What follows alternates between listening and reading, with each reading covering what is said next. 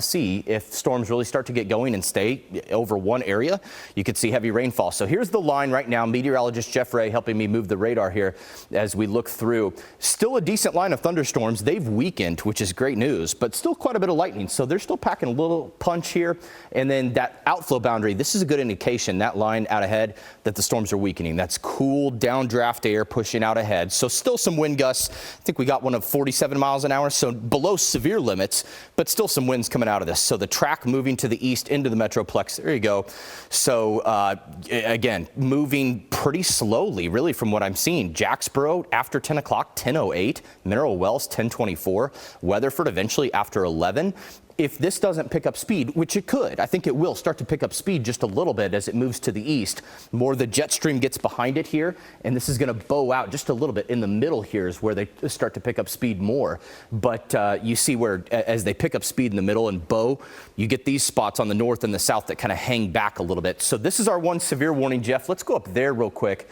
That one is still severe warned. And yeah, for Clay through 10 o'clock, so we'll see what they do with that at 10 o'clock. That's the Norman Weather Service office, I believe.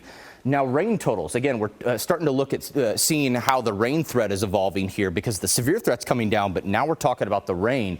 And more through the weekend, yeah, more than 2 inches have fallen in that thunderstorm just in the past 3 hours. So we're getting close here. Some spots, low areas that flood or streets that flood, you know that, or even ponding on the roads. Got to be careful. So aerial flood advisory there for Throckmorton. All right, I want to take you over to Futurecast really quickly.